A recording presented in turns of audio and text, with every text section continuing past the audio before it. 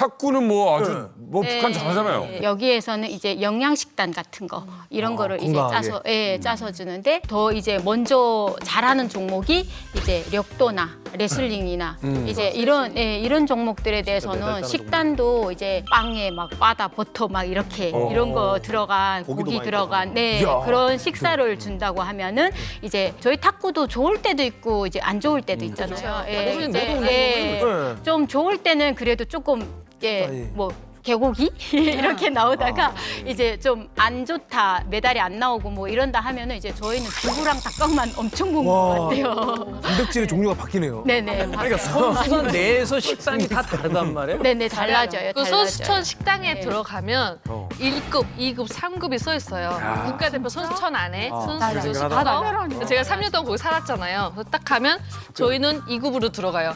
좋네요. 근데 저희보다 더 밑에 있는 종목도 있어요. 리듬 체조. 뭐 이런 데는 저희는 10등권 안에 세계 선수권에 들어가는 종목이라면 그 친구는 30위 안에 들어가는 거예요. 그럼 3급으로 가요.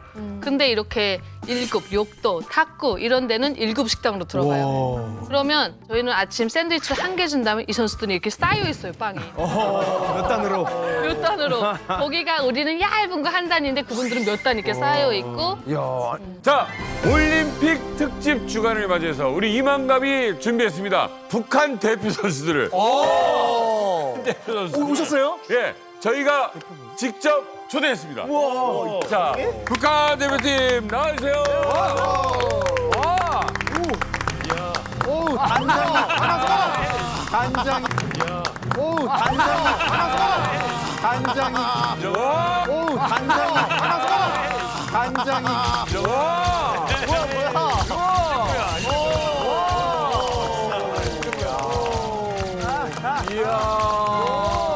그러세요.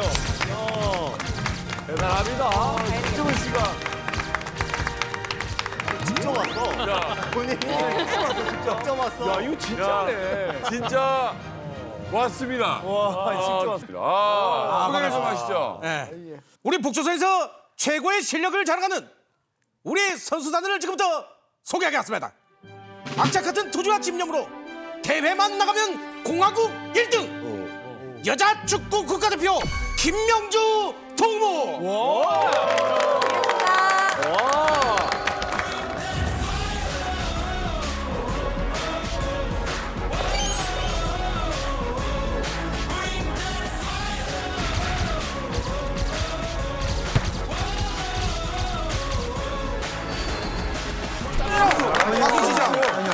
현역 선수. 다음 소개하겠습니다. 제2의 리브니를 꿈꾸며 불타는 투쟁심으로 탁구대회마다 1등을 거머쥔 정하윤 동무.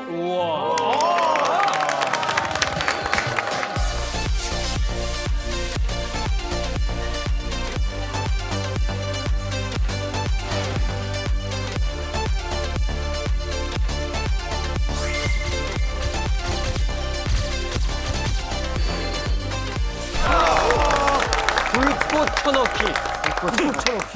스매싱. 다음은 이 선수들 용모가 빼어나서 모란봉 악단 가수들보다 더 인기 있는 바로 그 운동 종목입니다. 수중발레 국가대표 유희진 동무.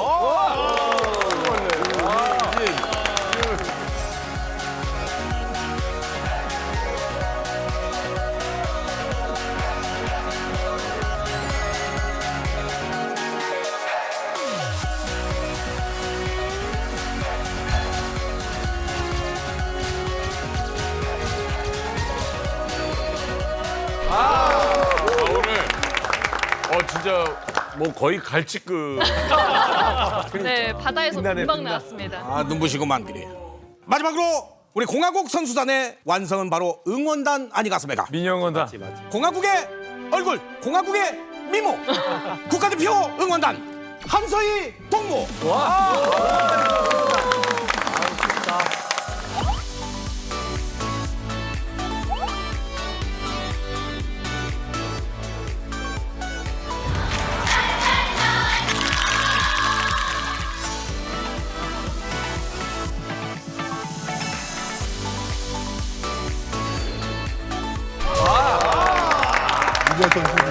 진짜 올림픽 팀 하나가 나오네요. 우리 북조선 선수단을 환영하라.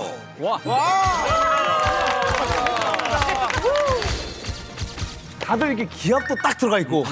진짜 눈빛도 지금 레이저가 거의 나올 것 같습니다.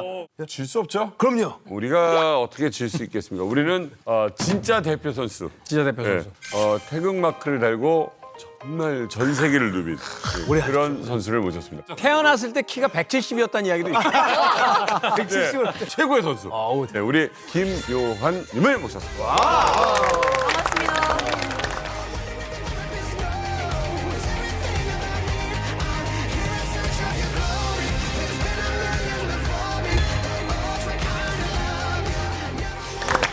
남자대구 국가대표 10년간 했던 김유한입니다.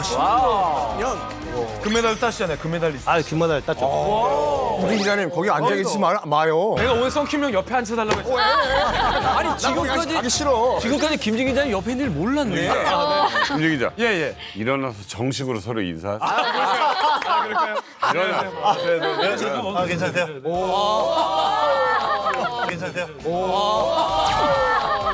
제가 키가 185인데 되게 크세요. 백할치고는 누구야? 서희 씨 인사 한번 해주세요. 가서. 우와. 서희 씨 직접 가서.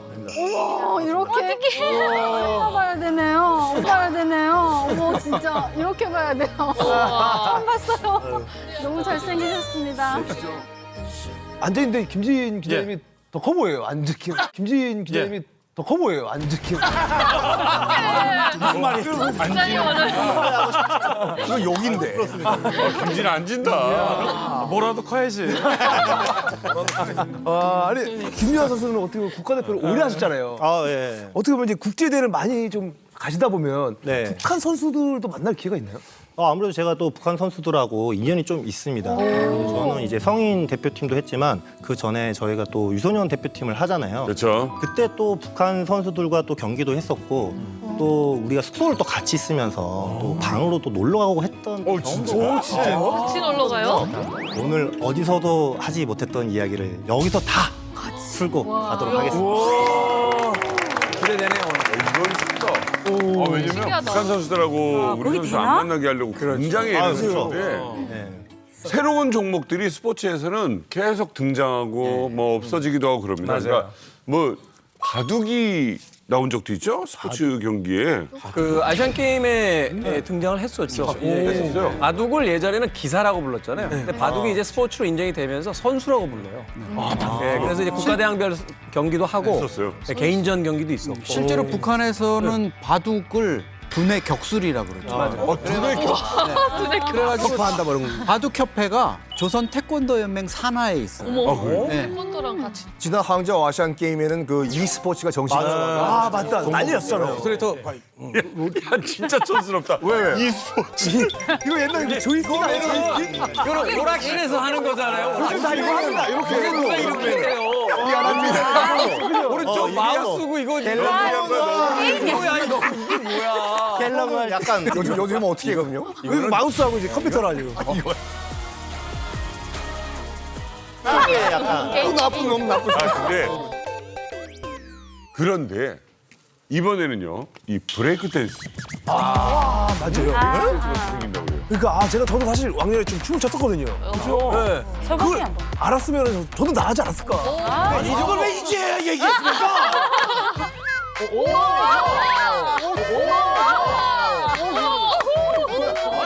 정동우 나랑 한번 붙어보고 생각 있습니까? 괜찮으시겠어요? 한번 더 밀어. 대박. 이거 재밌겠는데? 와, 작가님 힘내시나요?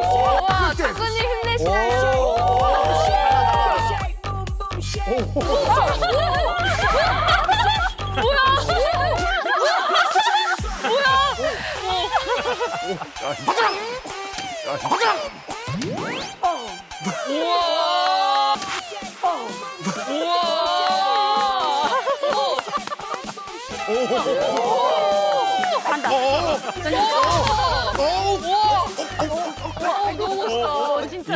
살짝 고장났나? 이분들이 살짝 고장났나? 이분들이 살짝 고장났어. 이분들이 살짝 고장났어. 이분들이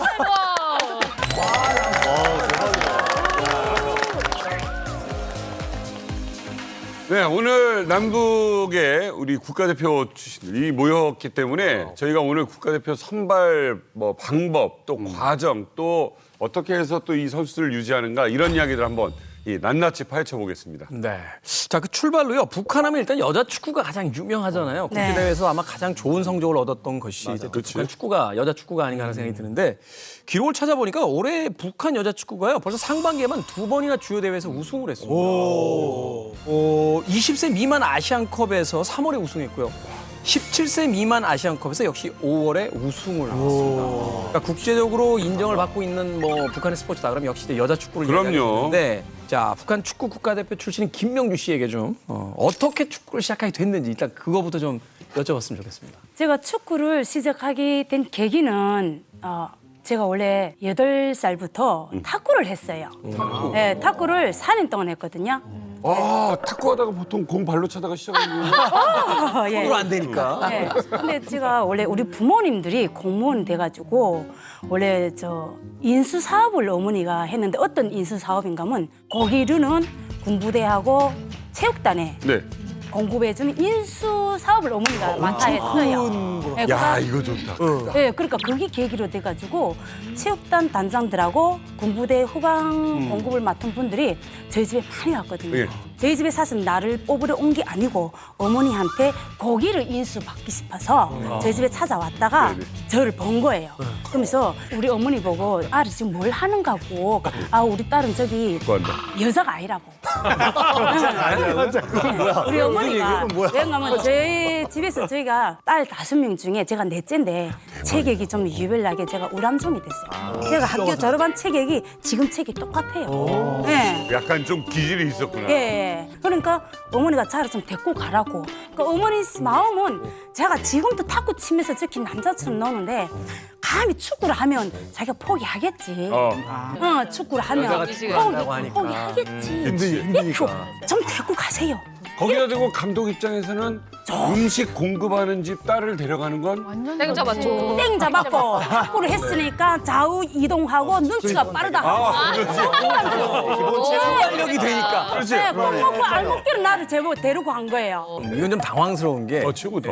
우리가 무슨 유도나 레슬링, 뭐 씨름 이런 것처럼 일단 압도적으로 이제 체격이 이제 필요한 운동이라면 모르겠는데 축구 선수를 체격을 보고 뽑았다는 얘기는 처음 들어봤거든요. 지방에는 언니처럼 이렇게 체격이 좋은 사람이 많지가 않아요. 스포츠를 하려면 일단 체격이 좋아야 그렇지. 되는데 그러니까 평양에는 좀 체격 좋은 사람들이 많은데 지방에 전국으로 뽑으려면 없으니까 체격 좋은 사람으로 뽑거든요. 그렇죠. 그래서 아마 언니가 더 뽑혀서 이렇게 또 반짝하지 않았을까. 맞아요. 체격 때문에. 알아주네. 축구라고 하면 이건 이제 최소한의 어떤 장비가 있어야 되는 운동이잖아요. 네. 테이블도 있어야 되고, 탁구채 그죠? 엄청 비싸고. 공도 있어요. 예, 있어야 되고. 어떻게 시작을 하시게 된 거예요? 북한은 약간 간습, 세습 이런 게 엄청 이제 세잖아요. 그러니까 부모님이 농장원이셨어요. 그러다 보니까 이제 그 자녀들도 같이 농장에 계속 대를 이어서 이제 농장을 해야 되는 거예요. 근데 이제 제가 딸이 하나다 보니까 부모님들이 어떻게 하면 이제 농장을 안 시킬까. 너무 힘드니까. 예, 그 고민을 엄청 하시다가 이 탈출구가 이제 체육이었었던 거죠. 체육을 잘해서 이제 뭐 진짜 뽑혀서 잘 나가면 진짜 뭐 아빠 엄마 평양 가서 살 수 있게 되기도 하고 네. 이제 엄청나게 잘 되니까 그래서 저희 사촌 언니가 또 탁구를 되게 잘 했어요. 그래서 제가 그 영향을 받아서 이제 탁구를 접하게 됐고 근데 제가 또 운동 실력이 되게 좋아서 들어가서 한 2년 정도 만에 이제 그 구락부에서 막 대표 선수로 발탁이 된 거예요. 그게 몇 살쯤이에요? 네, 그때가 이제 제가 10살 때부터 시작을 했거든요. 그래서 한 12살, 13살부터 이제 막 대표 선수로 발탁이 되고 막 청소년 대회도 나가게 되고 막 이제 이렇게 되니까 저희 엄마 아빠는 그 시골에서 얼마나 막 너무 긍지감이 너무 계신 거예요. 막 이제 다니면서 딸 자랑하시느라고 막 바쁘셨죠. 맞아. 저는 그래서 그때 나도 좀 탁구를 좀 더 잘해서 국가대표 돼야지 하면서 맨날 이제 노래처럼 내가 엄마 아빠 평양 가서 살게 해줄게. 이제 어릴 때 맨날 제가 그랬던 기억이 나요. 농장원이라는 게 희진 씨 운동 시작이 몇 살이었어요? 7살 때. 진짜 빠르다. 빠른 거 아니에요? 7살 때 어떻게 시작한 거예요? 7살 때 수영장을 간 거예요? 가정적으로 사정이 있었어요. 그래서 부모님이 제가 3살 때 이혼을 하셨고 7살 때 뭐 아름다운 분이랑 재결합을 하셨고 네. 그러다 보니까 7살에 저를 선수촌에 그 새엄마가 보낸 거죠. 그것도 사연이 있었네요. 이런 슬픈 사연이 있는지 몰랐네. 지금까지 되게 혜택받은 사람이라고 생각했는데. 갔는데 7살 선수촌. 제가 제일 어리더라고요. 제일 어렸고 네. 제 식구가 정말 요만했는데 그보다 더 작았어요. 그래서 밥 주세요 하면 어디 있지? 엄마들이 다 그랬고 그 선수촌에서 거의 저는 그냥 인형 취급받고 그래서 막 거북이 같다, 애기 거북이 막 이러면서 그러면서 자랐죠. 어렸을 때 처음에 시작할 때는 우리 여기서 뭐 수영 시키듯이 정말 한 많아봤자 100명 미만이었던 것 같아요. 그렇게 다 같이 시작을 하는데 정말 잘해서 1, 2, 3등권 안에 들어서 중학교 시절 되면 다 없어져요. 한 10명밖에 안 남는 거예요. 그래서 그 선수들이 그냥 국가대표가 되는 거예요. 남은 사람이 그냥. 축구 얘기를 좀 해보면 네. 어쨌든 축구를 어쩌면 이제 우연히 시작을 하게 됐어요. 네. 근데 뭔가 막 기분이 좋아. 이게 나 축구 체질인가? 이런 생각했을 것 같아요. 네, 맞아요. 전 체질이 맞는 것 같아요. 축구를 너무 좋아하니까 네. 한 번은 그냥 전국대회를 하는데 그 네. 전국대회는 청소년 전국대회 한 번 하고 그리고 그거는 5월달에 진행하는 거예요. 그 9월달에 진행하는 거는 전국 청소년 애국 선발 경기라고 진행을 해요. 예. 그거 두 번째, 그거는 9월달에 진행하는 건데 네. 다 김일성 경기장에서 진행하는 거예요. 그럼 잔디바.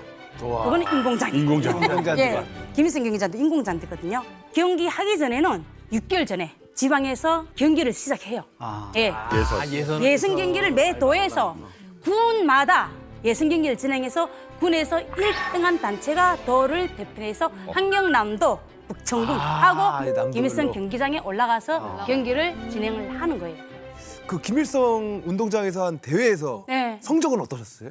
저희는 3등권 안에 항상 들어있었어요. 예, 3등권 안에. 그래, 집에 사실은 금메달 3개, 은메달 3개, 동메달 2개. 오, 금메달로 따시고. 근데 막 유명해요 그 북청팀이? 예, 저희는 진짜 유명했습니다. 예, 야, 자네 또 올라왔네? 저 왔어? 예, 그럼 우리가 나가면 우승 후보. 자네 또 왔네? 이 시선부터 예, 좀 남달라. 경계하면서. 네, 금메달 3개면은 혜택 같은 건 좀. 1등 3번. 없어요. 그냥 왜? 혜택이 없어요. 그냥 혜택이 있다면 너네 잘했네. 너네 선수 생활 잘했네. 너네 감독한테 인사를 해줘야 되겠네. 그 감독이 뭐 거에 대한 평가를 받아가지고 뭔가 뭐 받았겠죠? 우리는 모르겠고. 부상이나 이런 건 없어요? 상금까지는 없다 하더라도. 이제 상장이 있거든요. 상장은 그 이제 수령님과 장군님께 이제 네. 이렇게 모범을 실천하는 모범 선수라는 이제 그런 내용이 들어가 있는 상장이에요. 우승이나 준우승 한다고 해서 부상 같은 거는 따로 없고 예. 저희는 그럼 항상 나가면 우승은 해야 된다는 그런 각오는 항상 가지고 있어요. 그게 왜 그러냐면 입상을 하거나 우승을 하면 선수들한테는 혜택이 없는데 지도원 선생님들, 그러니까 코치님들한테는 이제 급여가 올라가고 또 이제 그분들한테는 이제 급수도 올라가고 선수를 잘 키워냈다는 급수도 올라가고 이제 그런 게 생겨져요. 그러다 보니까 선생님들이 진짜 엄청 빡세게 훈련을 시키는 거예요. 예. 그러니까 약간 조금씩 다른 것 같아요. 종목마다 조금씩 다른데 뭐 아티스틱 스위밍 같은 경우는 전국체전에서 1등을 하면 그 북한에서 만든 칫솔, 치약, 비누, 샴푸 이런 거 세트를 줬었어요. 하긴 물에서 하는 거니까 린스 같은 거 잘 챙겨주는 거야. 당연히 메달 컵 주고 그치. 그다음에 저희는 표창장이라는 걸 줬어요. 뭐 장군님의 훌륭한 체육전사가 되자 뭐 이런 표창장이랑 그런 좀 쓰잘데기 없는 거 한가도 이렇게 줬어요.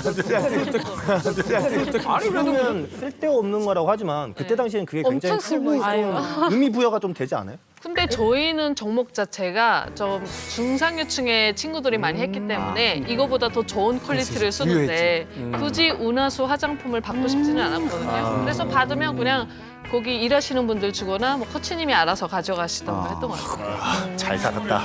근데 아까 상장에서 장군님의 말씀을 실천한 모범 선수라고 써 있었다고 하잖아요. 네네네. 근데 그게 사실은 북한이 유소년 선수들을 양성할 때 너희들이 왜 스포츠로 국위 선양을 해야 되는지에 대한 이유로 세뇌 교육을 하는 문구예요. 너희들이 자라나서 세계 무대에서 1등을 하면 너희들 자체가 사회주의 체제를 전 세계에 선전할 수 있는 좋은 예가 된다라고 이제 세뇌 교육을 해서 유소년 선수들이 그런 교육을 아마 받고 희진 씨도 그렇게 컸을 것 매일 같아요. 받았죠.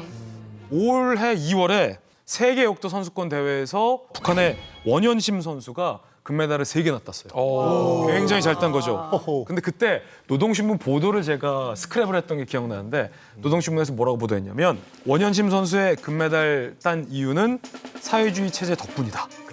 라는 기사가 대문짝만하게 썼어요. 그러니까 대내적으로는 장군님이 이렇게 보살폈기 때문에 우리 선수들이 어려운 환경 속에서도 금메달을 땄다라고 내적으로도 설득하는 거죠. 사실 북한이 이렇게 여자 축구에서 강해질 수밖에 없었던 역사적인 결정적인 사건과 계기가 있었습니다. 그래서 저희 이만갑이 또 심층 취재에 들어갔어요.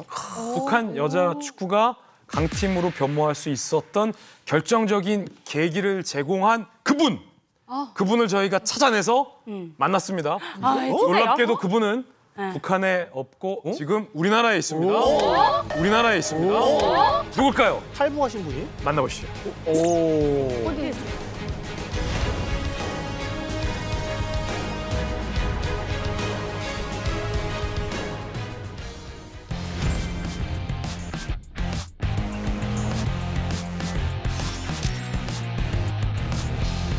처음에는 시작을 신발 수리를 했어요. 제가 축구를 좋아하다 보니까는 운동장 다니면서 공을 쳤는데 거기서 이제 축구화 수리를 하게 된 거예요. 그래서 집에서 제가 축구화 수리를 준비를 했어요. 그래가지고 축구화 하다가 내가 직접 해야 되겠다. 공장을 이제 차렸죠. 제가 2008년도에 북한 평양을 갔었어요. 일주일 동안. 축구 선수들을, 북한 선수들을 훈련시키고 뭐 하는 이런 사업. 그 후원해준 사람이 나한테 찾아와서 야 신발 나 좀 주라. 나 좀 저기다 좀 보내게. 그래서 그 사람한테 준 거예요. 그 사람이 이제 그걸 갖고 저 중국에다 보내준 거죠. 그 걔네들이 그걸 신고 훈련하고 이제 해서 세계대 나가서 우승하니까 저를 김정일 위원장이 초청을 한 거죠. 그럴 수도 있구나. 신발을 신어보니까 어떤 게 제일 좋으냐 하니까 이 신발이 제일 좋았어요 했나 봐요 선수들이. 그러면 이 신발 만든 데는 어디냐 그러니까는 한국에서 손으로 기술자가 만드는 거다 그러니까는 그럼 그 사람을 우리나라로 데려와라. 그럼 우리가 그 사람한테 기술 배워서 우리가 신발을 만들겠다. 그래서 제가 평양을 가게 된 거야 초청으로. 다시 돌아오셨네 그래도. 다행이다 초청이라서. 평양을 갈 때 엄청 겁을 났죠. 솔직한 얘기로. 북한에서 3분이 마중을 나와서 김봉학 선생 아니십니까 물어봐요. 내가 그랬더니 공항에 나가자마자 차가 준비돼 있어요. 차 안에는 꽃다발 큰 거 실려 있고 양락툴에 와서 만찬했죠. 단둥에서 이제 북한 사람들 25명 나와가지고 제가 이제 거기서 기술을 가르쳐 줬죠. 기술을 전수해줬구나. 이야. 좋은 일 하셨네. 예, 이거는 이제 이거 사인은 제가 이거 35컬레 북한 선수들한테 후원할 때 그때 이거 전해주면서 이제 이거 신발 사인을 받은 거야 북한 선수들한테. 저분이 이제 그 축구화를 수제화로 만드시는 분이세요. 근데 이 축구화를 만든 솜씨가 되게 대단하죠. 축구 선수 하셨으니까 잘 아시겠지만 어떤 축구화 어떤 브랜드를 신느냐에 따라 선수마다 호불호가 있거든요. 그래서 유명 축구 선수들은 특정 브랜드 축구화만 계속 고집하는 이유가 그거예요. 그런데 이 김봉학 대표가 만든 축구화를 신고 국제 대회에 나가던 그때 하필 북한 축구가 우승을 한 거죠. 그래서 이제 김정일 위원장의 초청까지 받아서 간 건데 그 축구화를 볼 때마다 뭔가 뿌듯하고 남북 관계가 좀 더 발전해야 되는데라는 아련한 향수 이런 것도 느끼신다고 해서 제가 직접 그 축구화를 가져왔습니다. 아니 귀한 거를 직접 가져왔어요? 자, 이렇게 보시면 한번 보시겠어요? 이렇게 이거 신던 거 아니죠 이거? 아니 선수들이 신던 축구화죠. 네네네 이렇게 현물을 여기서 보노. 우와 이거 바이. 보면은 여기 바이오 체육단 소속의 이 마크도 새겨져 있습니다. 이 보면은 다 써 있어요. 감독 신진혁, 축구 선수 이름도 김홍숙, 박수민. 근데 박수미 선수는 이제 골키퍼인데 자기 포지션을 뭐라고 남겨놨냐면 박수미 밑에다가 문지기. 맞아요. 북한에서 문지기예요. 골키퍼 아니에요.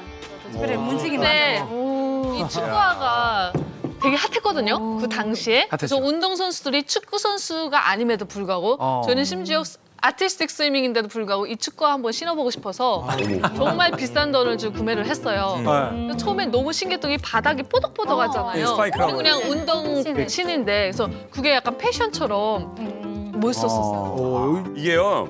상희 씨. 얼마나 이분이 과학적으로 잘하면 이게 저희 어릴 때부터도 유명하신 분이에요. 그러니까 어릴 때부터 유명한 분인데 이게 바닥의 포지션에 따라서 어떻게 돼 있느냐. 다르네요, 다. 그리고 여기도 달라요. 맞아요. 이게 다 지금 밑창이 다르잖아요. 창이 다. 과학적으로 이분이 굉장히 연구를 많이 하십니다.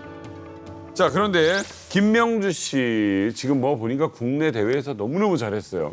국제 대회에 나가본 적 있어요? 국제대회는 못 나가봤습니다. 국내는 많이 나갔죠. 부모가 공무원이지만 지방이다 나니까 예, 많이 거기가 영향이 미치거든요. 예, 그래가지고 못 나갑니다. 한계가 있고. 예, 평양에 있는 애들. 부모가 중앙당에 있는 자식들. 예, 내 부모가 중앙당에 있으면 그 자식들이 우선 더 먼저 가고 힘이 있어야 돼요. 힘이 부모가. 그러니까 지방의 사람들은 진짜 힘듭니다. 진짜. 근데 딱 평양 출신이라고 정해지기보다는 해외로 나가는 이제 국가대표팀 같은 경우에는 출신 성분을 가장 많이 보죠. 근데 이 사람이 해외에 또는 남조선에 친인척이 뭐 사돈의 팔촌까지 있느냐 없느냐 뭐 망명하는 경우도 없지 않아 있으니까 출신 성분도 밑받침이 되어야만 국가대표로 선발이 될 수 있고 그러니까 이 점은 사실 북한 어디나 다 똑같아요. 응원단 선발할 때조차도 이제 나중에는 뇌물 막 주고 서로 나가려고 하고 네네. 그런 분들이 저는 근데 여기서 갑자기 좀 궁금한 게 네. 생각이 좀 드는데 보니까 네. 이제 평양 출신만 이렇게 해서 뽑아놨었잖아요. 근데 이제 평양 출신이라서 제가 봤을 때는 그 뽑는 이유가 탈북의 걱정 때문에 평양 사람만 이렇게 구성을 좀 하는 게 있는 것 같은데 평양 사람이라고 해서 탈북을 안 하는 것도 아니잖아요. 아니 그건 아니에요. 여기 평양 그건 아니지. 제가 매일 장모님을 외쳤죠.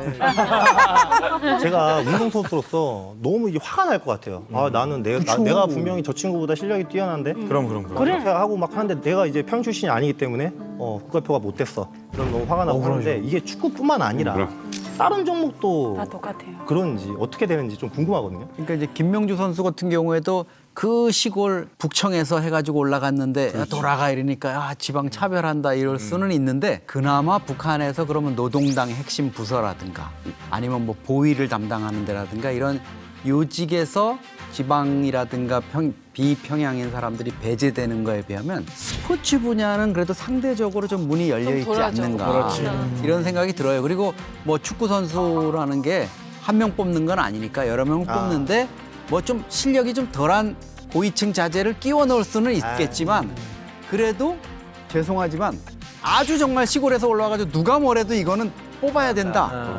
이러면 그렇겠죠. 그 출세의 길은 열릴 수는 있을 예. 것 같아요. 아무리 북한 체제지만. 아주 영종동무가 제대로 아주 얘기를 했습니다.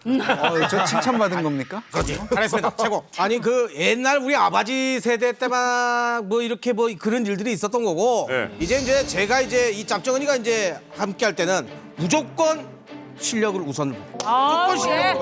최고. 아, 그래요? 그날이 무조건 왔어. 실력 우선. 본인도 실력으로 뽑힌 거예요? 그거 아버지가 준 거잖아. 그것도 실력 아닙니까? 아버지가 실력이다. 그것도 실력이지. 아버지 잘 만나시죠? 그래.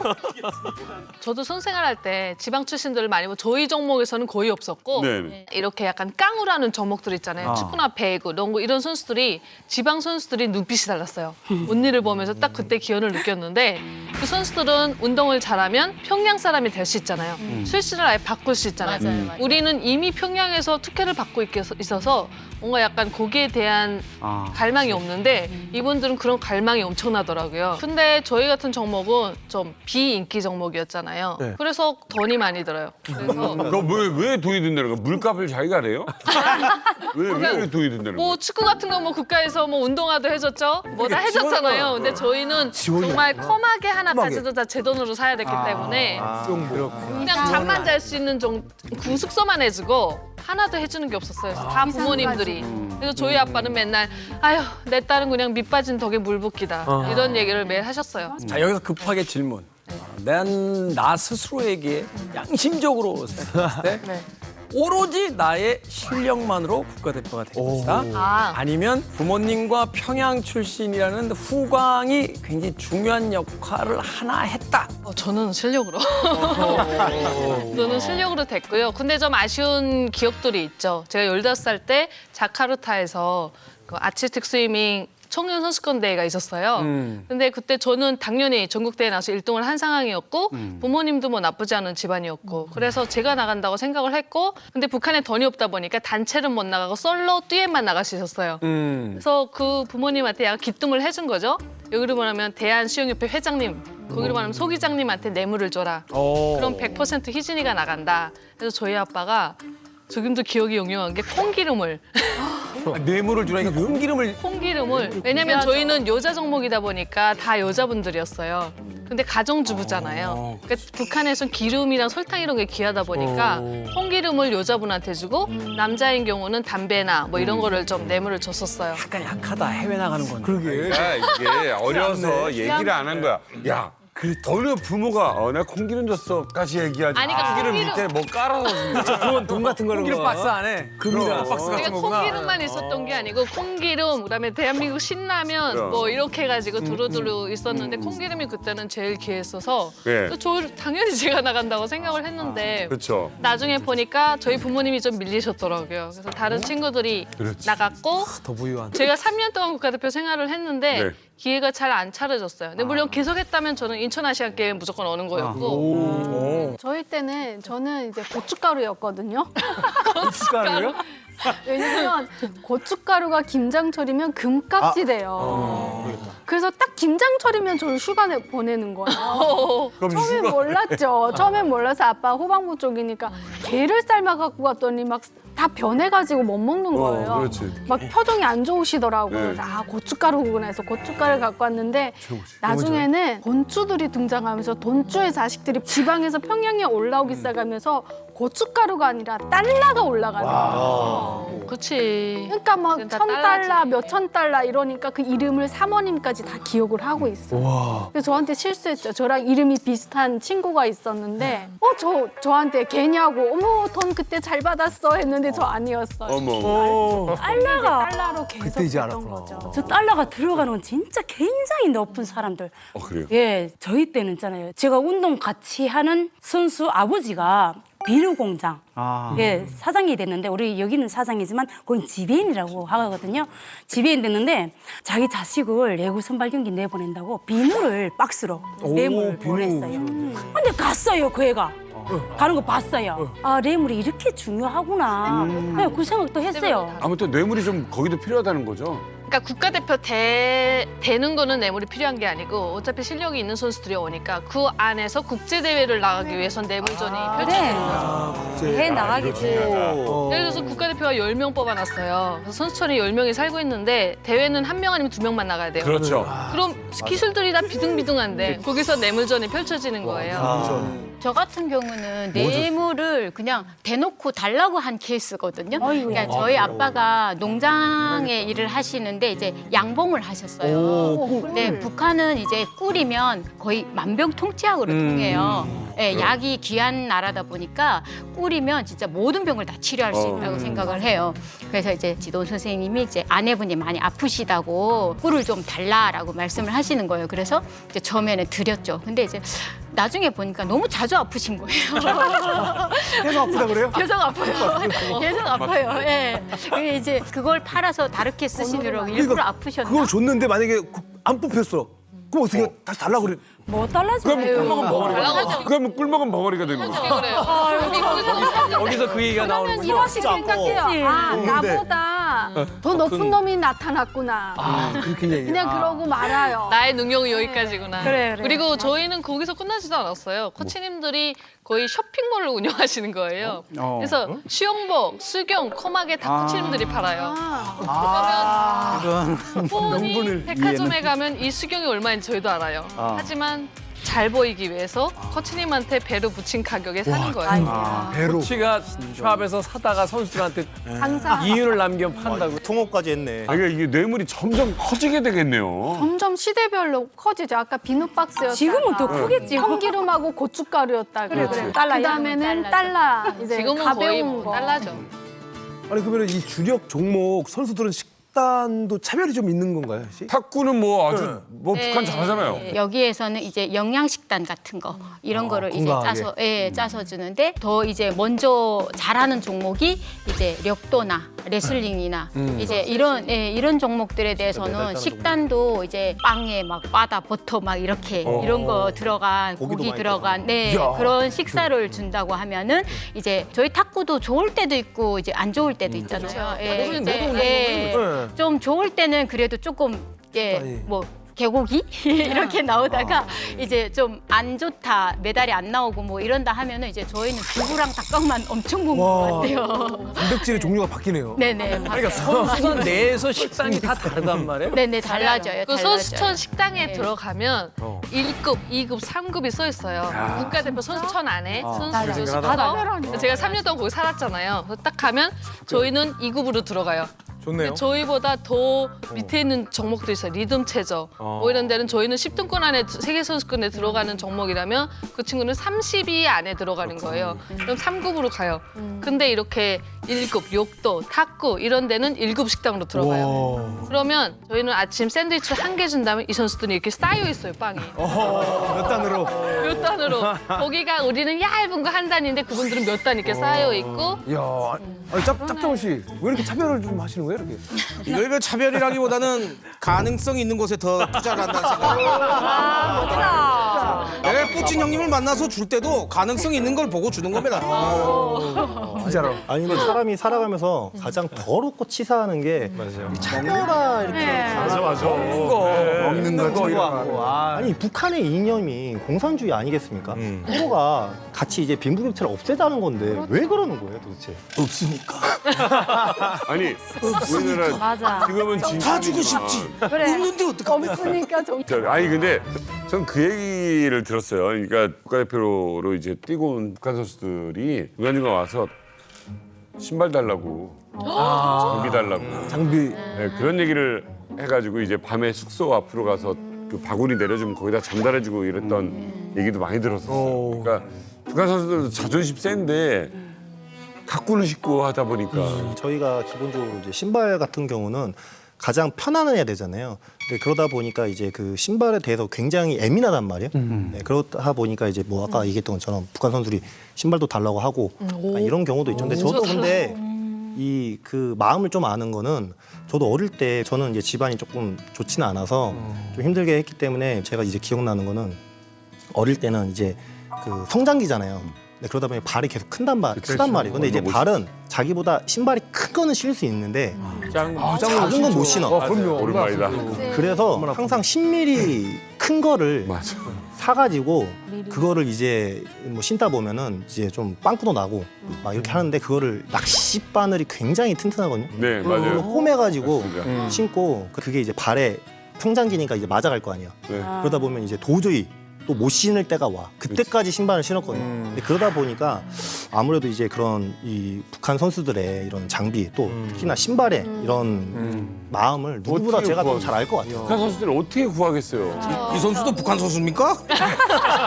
그렇게 힘들게 했습니까? 저는 어릴 때 힘들게. 아, 왜 너무 힘들게 했는데? 저희 같은 경우 이제 유니폼도 잘하는 선수들은 이제 새 유니폼을 지급해주고, 예, 저희처럼 약간 좀 이제 실력이 조금 떨어진다, 막 이제 이렇게 하면 그 선수들이 잘하는 선수들이 입었던 유니폼을 그냥 세탁해서 그대로 받고 이제. 아 약간 유니폼에 대한 그런 게 있는 게 우리 대한민국 국가대표 선수를 보면 유니폼 너무 예쁘잖아요. 근데 북한은 빨간색 아니면 흰색이란 말이에요. 근데 저희는 뒤에 DPR 코리아라고 써 있어요. 근데 그게 이미 주문 제작된 게 아니고 빨간 운동복에다가 자수를 붙이다 보니까 이게 좀 세탁한 거를 받아서 입다 보면 이게 떨어져요. 어느 날 정말 KR만 입고 뭐 이런 경우가 있어요. 그럼 저희가 손으로 다 이렇게 했거든요. 근데 제가 해외 나갔을 때 일본 아티스틱 스위밍 올림픽 메달리스트 친구가 저한테 운동복을 줬는데 거기 제퍼 나왔어. 근데 갑자기 심장이 덜컥 뭐 이걸 이렇게 받아야 되나 말아야 되나 하다가 일단 받았어요. 주니까 선물이니까 그래서 받았는데 집에 와서 제가 그 제퍼를 이렇게 해봤어요. 와 이거 100년 지나도 안 떨어져. 너무 튼튼해. 그리고 이렇게 우리는 세탁하고 한 3일 말랐거든요. 그 운동복이. 근데 얘네 건 그냥 한 번 툭 토니까 마르더라고요. 스포츠니까. 잘 마르지. 천자. 부분이다. 그러니까 사실은 그게 경기력에 그 여러 가지 영향을 주거든요. 그 스포츠대회 딱 나가서 맞아요. 그날의 국력이 거기서 딱 보여지는. 아, 제일 티나죠. 사실 이게 북한이 이제 그런 열악한 사정에 있기 때문에 유니폼이나 장비나 이런 것들을 그동안 음으로 양으로 우리가 많이 지원을 해왔습니다. 아, 그래요? 예, 그러니까 과거에 이제 뭐 브라질에서 뭐 축구 때문에 온다 이러면 거기 교민사회 뭐 이런 쪽에서 미리 북한 쪽과 또 북한도 알아요. 자기네들이 이제 그 교민사회나 또 우리 정부 또 체육단체 또 현지에 있는 민간 단체 지원을 해줍니다. 그래서 김정은이 2013년에 그 양궁 자기들 선수들이 이제 시범을 하는데 김정은이 이렇게 선수들의 경기를 보아줬다 이랬는데 그 선수들이 하고 있는 게 다 국산 양궁이었잖아요. 한국산 양궁. 윈은 윈이라고 그 이게 막 오래전에 한번 북한한테 줬는데 김정은이가 시범할 때 보니까 들고 있는 거는 다 그때 최신형이었어요. 그러니까 북한이 뭐냐면 과거에 우리가 지원해 준 걸 써보고 좋으니까 좋지. 그걸 이제 중국이나 제3국 통해 가지고 최신형으로 계속 업그레이드를 시키고 있어요. 저희 때는 저청년이 그런 거를 받아서 이렇게 맞네. 권해줬었어요. 조청년 쪽에서 지원했겠지. 수경을 처음으로 저희가 국가대표 선수들만 지원을 받았거든요. 저청년으로부터. 와 정말 충격이었어요. 수영복 입을 때 북한에서 원래 우리가 저희가 코치님들한테 사서 입는 거는 한 달 지나면 이게 쫙 늘어나서 의도치 않게 섹시해져요. 그렇죠. 그렇지 않게. 근데 갑자기 저청년에서 저희한테 후원을 했대요. 막 이렇게 잡았더니 딱딱 서려서 몸에서 안 떨어지는 거예요. 그래서 조항력이 갑자기 초수가 막 확 당겨지는 거예요. 아, 선수들한테 이게 있겠네요. 완전 있죠. 그 사실은 왜 그래 수영복 논란도 있었잖아요. 그 스피드 그 수영하는 맞네. 선수들 그래서 유니폼 뭐 금지시켜야 돼. 왜냐면 잘 사는 나라에서 유니폼 가지고 기록 단축을 시켜버리니까 맞아요. 이게 과연 공정한 거냐 뭐 이런 이야기가 나오기도 했었죠. 맞아요. 국가대표 이제 나라를 대표하는 선수들인데 그 종목이 이제 주력이냐 비주력이냐 여기에 따라서 너무 차별한다는 게 저는 사실은 조금 이게 과연 아무리 가난한 나라지만 그 맞는 것인지 좀 의문을 갖게 되는데 탁구는 그래도 주력 종목이 들어가잖아요. 탁구는 잘했잖아요. 그래도 북한이 비교적 잘하는 네, 종목이니까 네. 지원이 좋겠네요. 그렇지는 않아요. 처음에 이제 탁 시작할 때는 이제 뭐 라켓이라던가 이제 공이라던가 막 이런 거를 이렇게 지원을 좀 당연히죠, 해줘요. 이제 그거. 지원을 해주는데 이제 조금 쓰다 보면은 얘가 이제 소모품이잖아요. 고무 나가고. 공도 깨지고 라켓도 이제 러버를 바꿔야 되고 주기적으로 바꿔야 되는데. 네, 바꿔야 되고 한데 저는 제가 선수 생활하는 동안 2번인가밖에 못 바꿨던 것 같아요. 몇 년을 하셨는데 선수요? 선수 생활은 이제 5년 정도 이제 이렇게 했었는데 그거를 5년? 바꿔주지를 못해요. 없어서. 예, 바꿔주지를 못하고 이제 라켓 같은 경우는 진짜 이 동그랗잖아요. 탁구 라켓이. 근데 너무 찍혀서 이게 반달이 되는 거예요.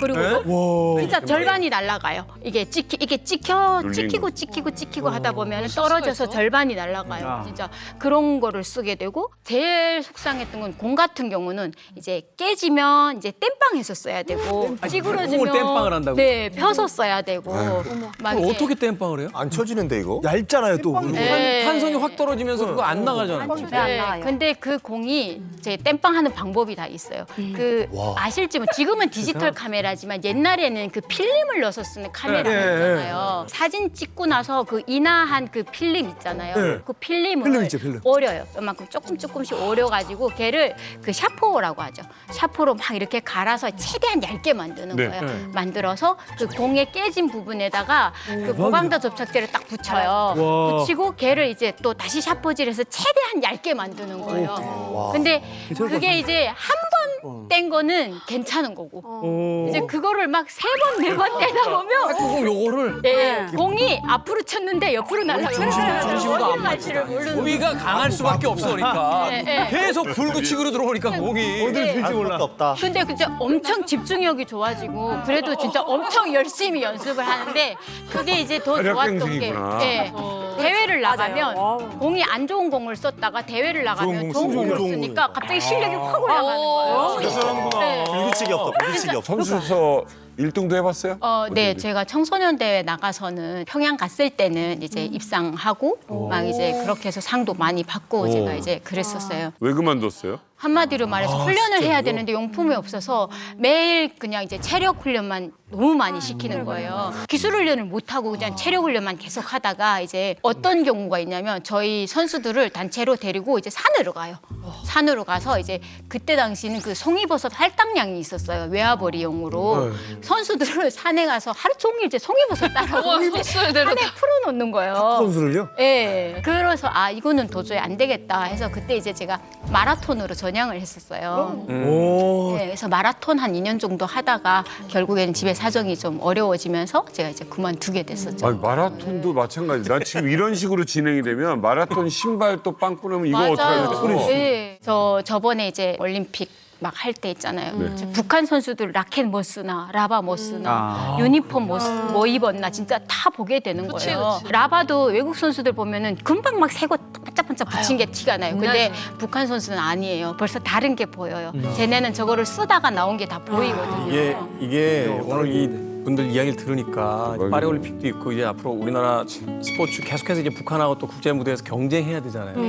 예전엔 정말 일말의 어떤 그 망설임도 없이 우리나라 국가대표팀을 응원했는데 이제 이 이야기를 듣고 나니까 북한 선수를 와서 그 말도 안 되는 환경에서 운동을 해서 국제대회에 나온 선수를 보면 참 복잡한 마음이 들 것 같다는 생각이 드네요. 자, 이렇게 북한 이 국가대표 선수가 되기 위한 이 꿈들에 대해서 얘기를 했잖아요. 근데 사실은 종민 씨, 북한 스포츠 대회 하면 뭐 선수뿐 아니라 유명한 누군가들이 있습니다. 뭐가 떠오르세요?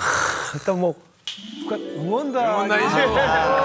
응원단이 이렇게 오면 항상 우리 같은 사람들은 응원단 보지. 우리 같은 스포츠 경기의 완성은 응원으로. 그렇지. 미녀 응원단 중에 가장 유명한 사람이 사실 리설주입니다. 그렇죠. 퍼스트 레이디 역할을 하고 있는 리설주가 응원단 출신이다.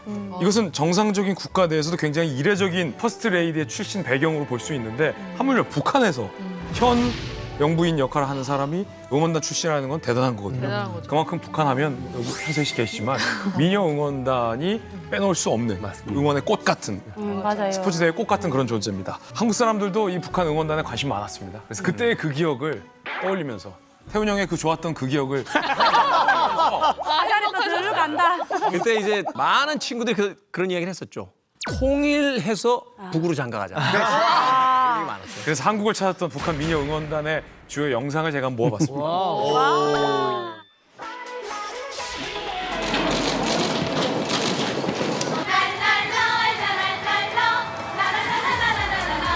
당시엔 굉장히 신선했어요, 저게. 와. 와. 그래, 배 타고 만경공원에서 있었지.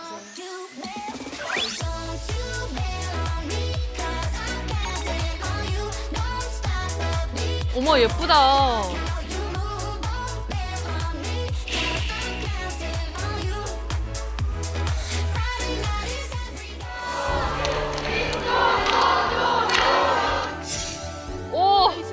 오. 어리다. 저 때는 어렸죠. 어우 예쁘다. 네, 감사합니다. 저희는 노래를 저희가 아카펠라로 활기 있고 박력 있는 응원을 보여드리겠습니다.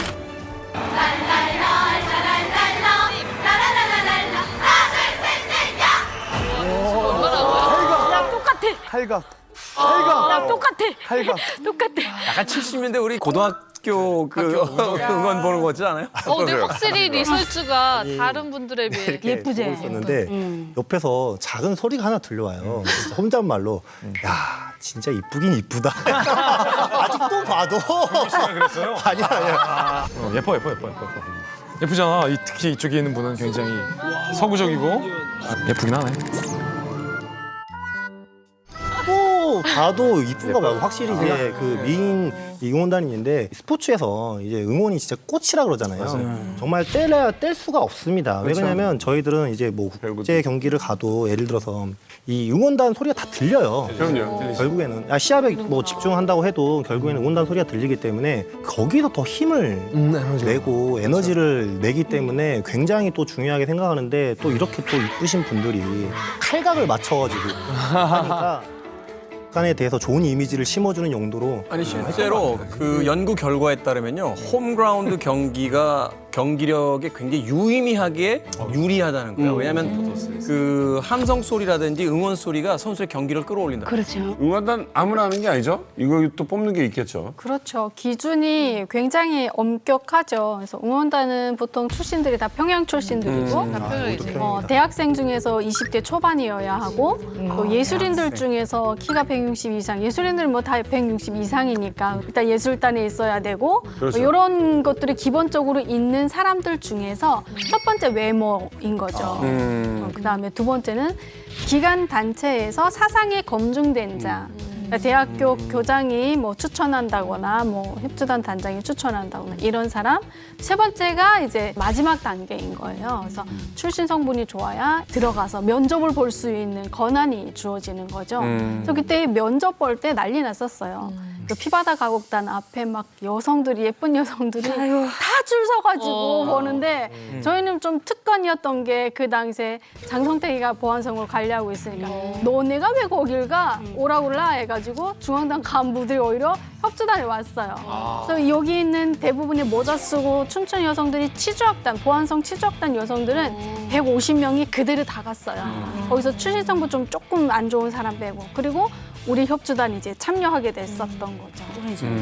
2005년도에 이제 앳된 리설주가 왔단 말이에요. 근데 리설주가 앉아있는 응원단 열을 보면 제일 1년에 앉아있어요. 그 말은 응원단 중에서도 리설주가 굉장히 탁월한 위치, 포지셔닝에 있었고 출신 성분이나 계급이 다른 응원단에 비해서 남달랐다. 미녀 응원단도 앞에 1년 전면이 에이스들이에요. 그다음에 2열, 3열, 4열, 5열, 6열로 밀릴수록 뭐 실력이 밀리거나 아니면 출신 성분이 조금 다 좋은데 그중에서도 조금 밀리는 사람이 6열에 서게 되는 건데 1열과 2열의 위치와 포지셔닝에 되는 미녀 응원단 특징이 있어요.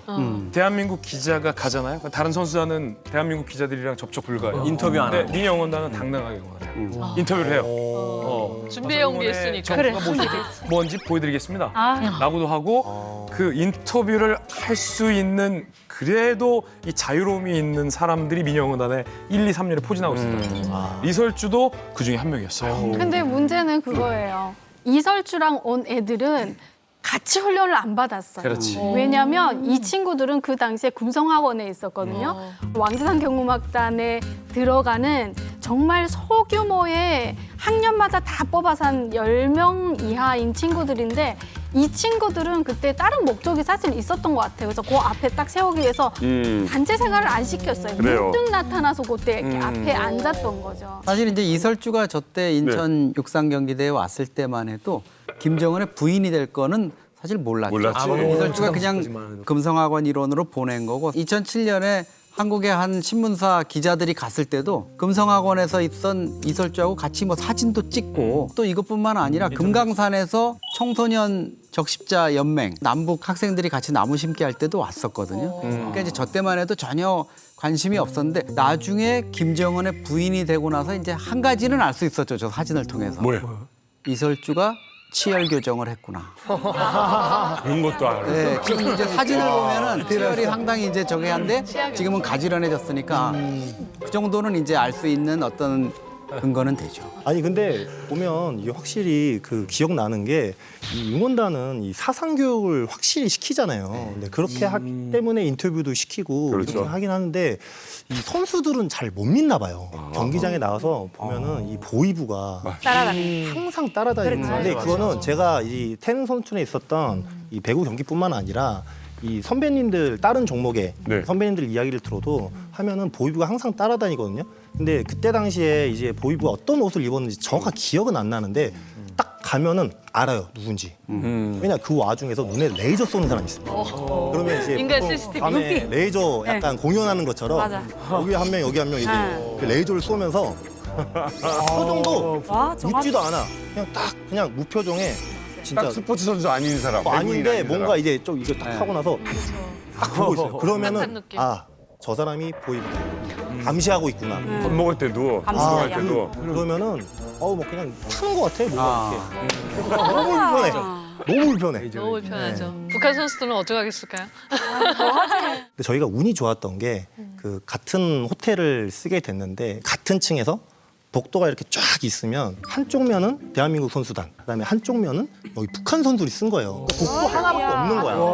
어떻게 그렇게 배치를 해줘? 그러니까 이거는 네, 근데 이게 보이부들이 레이저를 쏴야 되니까 이게 자기네도 충전을 해야 될 거 아니에요. 선수들이 숙소에 있을 때는 감시가 없었던 거예요. 그러다 보니까 우리가 이제 보름 정도 이제 숙소 생활을 했는데 3일 4일 뒤에 이제 넌지시 한번 넘어가 봤단 말이에요. 방을 놀러 갔어요. 진짜? 워낙에 그때는 또 순수한 마음에 호기심에 너무 반겨주는 거예요. 너무 환영해. 뭐 이렇게 경기장에서 봤을 때는 약간 말도 못 걸게 약간 이렇게 했는데 나중에 이제 이야기를 들어보니까 너무 자기네들은 그런 마음이 아닌데 그런 보이부 때문에 그쵸. 어쩔 수 없이 하니까 다음에 맞아. 경기장에도 마주치더라도 언제든지 편안하게 놀러 오라고. 몇 살인 거예요 그때쯤이? 그때가 이제 19세 때죠. 왜냐면 19세 미만 이제 유소년 19세라 가능했던. 그런가요? 그래서 와가지고 그리고 맞아 친구가 항상 그립고 또 그때는 해외 경기를 처음 나가다 보니까 뭐 영어도 잘 못하고 뭐 어느 정도 이제 말도 안 통하고. 근데 문 하나만 열면 말이 통하는 사람이 그치? 있잖아요. 그게 그쵸. 좋아. 그러니까 이제 넘어가서 신기하기도 하고 그냥 이것저것 막 이야기를 하고 노는 거예요. 근데 그 기억이 그때는 너무 좋았던 거예요. 북한 선수들은 또 사상 교육을 엄청 받아요. 뭐 선수들이라고 해서 봐주지 않죠. 더 그러는데 저희 같은 경우는 아침에 일어나면 상학이라는 걸 하는데 좀 그래도 대회에서 1등한 선수들이라든가 잘 하는 선수들을 앞에 나가서 장군님께 금메달로 충성하자 뭐 외쳐요. 그 선수들 다 같이 충성하자 충성하자 충성하자 해요. 그다음에 단장을 앞에다 세워놓고 타열 행진을 하면서 충성 하면서 수영장으로 가는 거예요. 아이고야. 그런 거를 매일 했었어요. 이게 무슨 논산훈련소에서 전술훈련장 나가는 것도 아니고 무슨. 북한에서는 국기훈련이라는 말은 없고 스파르타 훈련이라고 하는데요. 스파르타라는 발언. 그런 말 썼었어요. 네, 스파르타 훈련이라고 하는데 뭐 저희 종목 같은 경우는 물에서 하는 종목이잖아요. 근데 북한의 종기 사정이 어렵다 보니까 수영장은 잘 되어 있어요. 근데 물을 데우지 못하는 거예요. 찬물에 들어. 심지어 국가대표 선수들 훈련장인데도 불구하고 장군님께서 가슴 아파하셨다. 선수들이 추워한다고 하면 한 3일은 따뜻해져요. 그 말 한마디에. 그다음에 다시 되돌아가는 거죠. 그래서 저는 선수 때 정말 훈련하는 게 힘들었던 게 아니고 그 찬물에 입수해서 10시간을 버티는 게 힘들었어요. 그 저체온증 안 와요? 아니 진짜 그래서 찬물이 저는 지금도 여름에 더운 걸 모르겠어요. 너무 추운 찬물에서 훈련을 했기 이게 때문에. 적응이 됐구나. 네, 근데 그 찬물에서 뭐 죽어라 훈련하고 입술은 매일 파래져 있고 막 그랬었는데 저희는 숨 참는 훈련을 많이 해야 되잖아요. 그렇죠. 그냥 블랙아웃 와서 죽을 때까지 시키는 거예요. 기절하잖아요. 숨 참다가 그 갑자기 물속에서. 기절을 밥 먹듯 하는 거죠. 그래서 뭐 한 가지 예시를 들자면 그냥 이렇게 해병대처럼 숨을 참는 게 아니고 저희는 예술 종목을 표현하면서 숨을 참아야 되기 때문에 거꾸로 세워놓고 숨을 참게 하는 거예요. 발 위에 있구나. 네, 발을 위에 있고 코치님이 땡땡 해야 나와야 되는 거예요. 근데 땡땡 해서 나왔을 때 거의 블랙아웃 하면서 여기 왔는데 다시 땡 하면 다시 들어가야 되는 거예요. 이런 훈련을 이렇게 했었어요. 저게 단지 숨만 참는 게 아니라 이제 거꾸로 되면 거의 한 2m 정도 되잖아요. 그러니까 거꾸로 서서 내 몸을 컨트롤을 해야 되죠. 이퀄라이징이라고 해서 이 고막이 아파오니까 압력도 잡아야 되고. 저희는 진짜 훈련을 하다가 떨어지거나 시합 나갔는데 졌어요. 그러면 진짜 들어오면 중간에 맞아요. 중간에 그냥 바로 싸대기 맞고 그 맞는 것도 그냥 맞는 게 아니고 그 강목이 한 7, 8cm 두께가 되거든요. 그 강목으로 맞아요.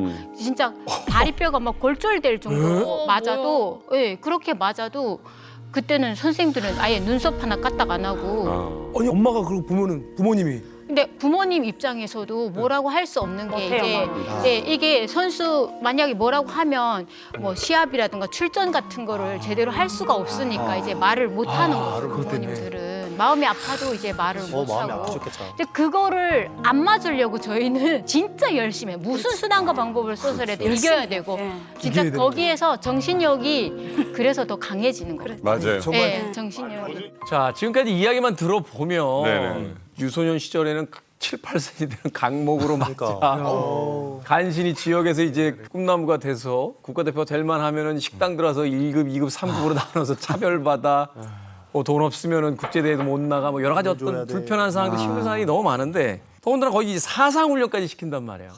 맞아요. 그럼에도 불구하고 꾹 참고 이제 국가대표가 되겠다 하는 그 절절한 분명한 이유가 있었을 텐데 그게 뭡니까? 일단 국가대표로 이제 뽑히면 평양에서 살 수 있는 기회가 주어지죠. 예. 지방 승수. 지방에서 평양에 올라올 수 있는 기회는 예술이나 국가대표 이게 가장 이제 좀 빠른 길이거든요.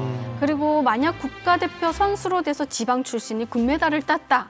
근데 이 금메달이 정말 뭐 김정일이나 김정은이가 너무 좋아하는 금메달이고 세계적으로 이슈가 됐다. 이 정도까지 되면 지방에 있는 부모가 평양에 올라와 살 수 있고 가문을 일으키는 거군요. 그렇죠. 출신을 바꾸는 거죠. 차도 줄 수 있고 집도 주는 거죠. 근데 금메달 다 땄다고 해서 누구나 다 주는 게 아니에요. 맞아. 축구 같은 경우는 인원이 너무 많잖아요. 대중이. 누구 올라오고 누구 안 올라와요. 그래서 금메달을 안 따는 거야. 네. 못 따. 그래서 안 따는 거야, 축구가. 축구가 금메달. 딸 수가 없어. 옛날에 여자 축구가 한번 땄던 적이 있어요. 금메달을 땄었는데 집을 그 줬죠. 정도는 그냥 이제 평양에서 살 수 있는 그런 정도나 줬지 부모까지 다 올라오면 너무 이제 그때 집 그러니까 한 채만 판이 커지니까. 네, 그래서 한 명 단독으로 엄청난 이슈를 불러일으켰다 할 경우에는 막 평양 시민들이 나와서 환영하고 난리가 나는 말하자면 이제 거죠. 올림픽에서 마지막 경기 마라톤에서 북한 선수가 이제 금메달을 땄다. 했었죠. 정성호가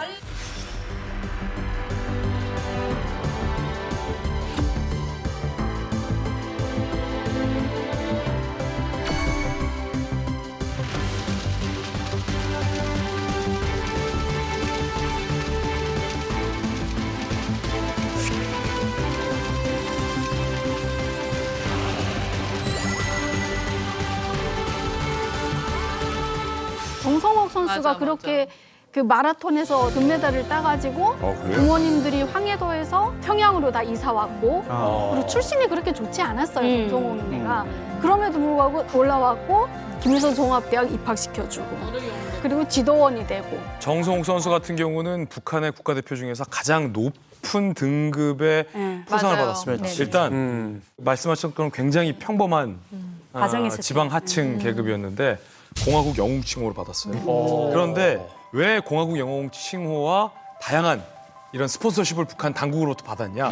우승 소감을 맞아. 잘했어. 힘들게 왔잖아요. 근데 뭐라고 한 거야? 우승 소감을 물었어요. 취재진이. 근데 정성성 선수가 막 땀을 쫙 흘리면서 눈물을 흘리면서 오로지 장군님만 부모님이 끓이면서 딸이 달렸습니다. 이 얘기. 이게 선생님만 생각하고 달렸다. 이게 정성욱이야. 북한에서 보기에 그 빼빼 마르고 얼굴도 선수가 까맣고. 악으로 깡으로 달렸는데 장군님만 생각하면서 달렸다니까 장군님이 기분이 좋은 거야. 그러니까 정성욱 선수가 귀국할 때 100만 군중이 동원돼서 귀국길 환영 퍼레이드를 열어줬고요.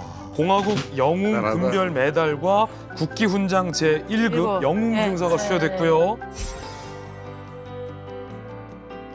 여기에 우승 상금 5만 달러를 통 크게 쌌어요, 장군님이. 그거 네 가져라. 개인 소유 허가. 그리고 평양에 고급 아파트 제공. 외제차를 받았는데 벤츠 S클래스. 어떻게 가져가지? 그거 다 받았어. 정말 말 그대로 다른 분들은 그냥 공화국 영웅 칭호만 받은 경우도 있지만 맞아요. 이거는 진짜 하루아침에 하루아침에. 평민이 영웅 중에 상학 영웅 대접을 받은 거죠. 정성호 선수가 만든 최고로 큰 성과가 있는데 모든 북한의 국가대표 선수들을 괴롭히는 일을 하나 만들었어요. 뭔데? 그 멘트 하나 때문에 우리가 나가서 메달을 따도 정성호보다 잘하지 않으면 평가를 못 받는 거예요. 멘트를. 멘트를 그거를 멘트를 잘 이길 수 있는 쳐야 돼. 멘트가 그다음에 매일 선수의 일지라는 걸 쓰는데 그 제목이 뭔지 알아요? 정성욱 선수와 나. 네, 국가대표 선수들이 매일 써야 되는 거예요. 비교하는 거예요? 비교. 와, 제일 나쁜 거다. 정성호 선수는 장군님을 그리면서 달렸는데 오늘 나는 누구를 그리면서 달렸을까? 매일 써요. 이거를 매일 써서 감독님한테 제출하고 체크하고. 살아있는 위인이 된 맞아, 거예요. 이 시스템을 만든 거예요. 그러니까 저것도 이제 세뇌 교육 됐어요. 하나의 네. 이제 전형을 만들어 놓고 따라 배우기를 끊임없이 시키면서 이제 나머지를 좀 분발을 시켜야 되는 건데 사실 저 때가 1999년이니까 북한으로서는 96년, 7년, 8년 고난의 행군 시기에 북한 체제가 이제 무너지느냐 마느냐 이럴 때였고 김정일 입장에서는 94년에 아버지가 죽고 권력을 넘겨받아서 이게 휘청일 때인데 정성호기가 정말 전 세계에 자기의 존재감을 이제 우뚝 세워준 거잖아요. 정치적 시기하고도 아주 절묘하게 맞았던 그렇죠. 그러니까 이제 모든 걸 다 해주고 싶은 그런 마음이 있었을 거고 북한은 아직도 이제 뭐 수령, 장군님 이걸로 계속 갈 수밖에 없는 거죠. 1991년이었죠. 우리 남북 단일팀, 이 탁구팀이 만들어집니다. 그때 얼마나 이 들썩했으면 나중에 영화로도 나왔던 코리아. 이 탁구 팀이 있었습니다. 거기서 유명한 미분희 선수 이야기를 안 할 수가 없죠. 그렇죠. 예. 맞습니다. 방금 말씀하신 것처럼 짠 제가 소품을 준비했어요. 오, 탁구공. 이 탁구공 하나로 6.25 전쟁 이후에 41년 만에 남북이 단일팀을 기적을 이뤄냈습니다. 소포들의 성원도 뜨겁게 한 목소리로 울려 퍼졌습니다. 서리란 표 아래 한 달 동안 일본에서 합주하니 난리가 났었지. 아, 그래. 4월 29일 여자 단경기를 보였습니다. 재전 결승에서 유순복 선수가 중국의 덩야핑 선수를 만나 저 당시에 중국 세계 최강이었어요. 지금도 세계 최강이죠. 탁구는. 네.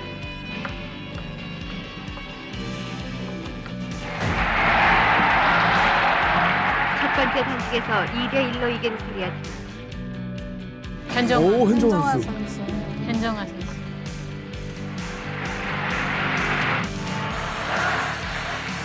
이어서 현정화 선수가 두 번째 단식 경기에서 중국의 가오준 선수를 2대0으로 내리 이겼습니다.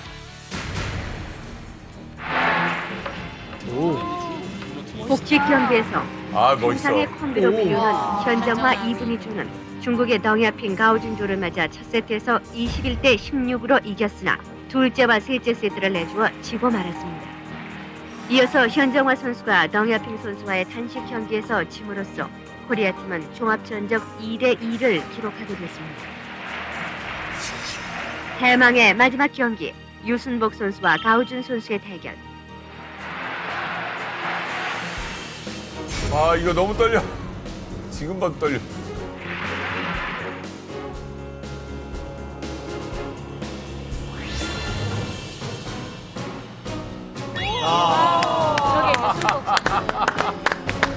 감동이다. 중국을 이기고 우승한 순간 코트에서는 선수와 임원에 가리지 않고 서로 뒤엉켜서 울음을 터뜨렸습니다. 세계 챔피언 코리아 여자팀의 우승은 7천만 한민족에게 뜨거운 감격을 먹었습니다.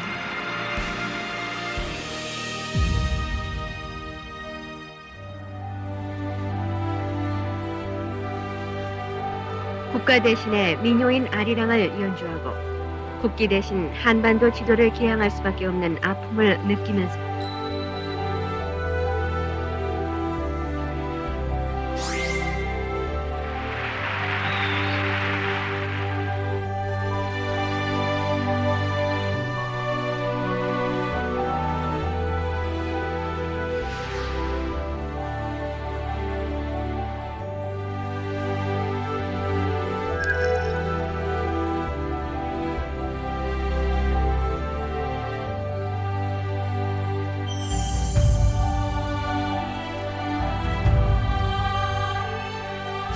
감동이다.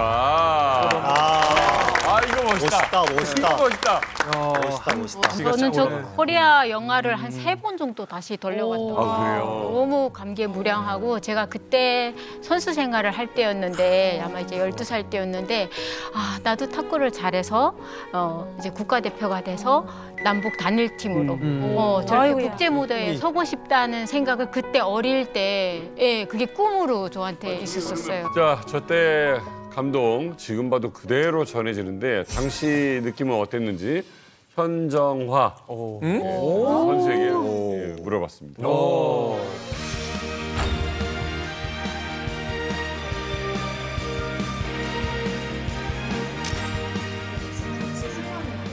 네, 처음부터 이렇게 화기애애한 분위기는 아니었지만 그래도 서로 간에 조금 이렇게 호기심 있는 그런 상태로 만났던 거는 같아요. 한반도기 유니폼은 도착하자마자 훈련할 때부터 입고 시작을 했어요. 왜냐면 이제 한 팀이라는 그런 생각을 갖게 하기 위해서 이제 훈련할 때부터 계속 그 유니폼을 입히기 시작한 거죠. 같은 유니폼을 입고 이제 연습을 하고 있으니까 우리는 한 팀 같다라는 생각이 되기도 했었던 것 같고.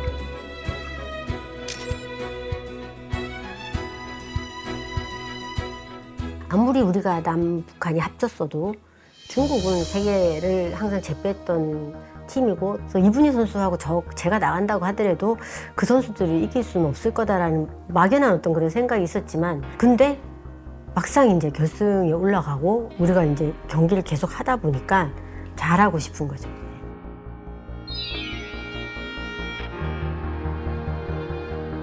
남북이 처음으로 하나가 돼서 경기를 했는데 이게 온 세계에서 다 보고 있는 세계 탁구 선수권 대회였는데 이것을 보시는 많은 분들이 얼마나 감동을 많이 받으셨겠어요. 근데 저는 이 상황을 그냥 이렇게 얘기를 해요. 지금도 그렇게 얘기를 하고 다니는데 그냥 역사다. 이거는 두고두고 역사로 기억될 것이다. 저는 그렇게 얘기를 하죠.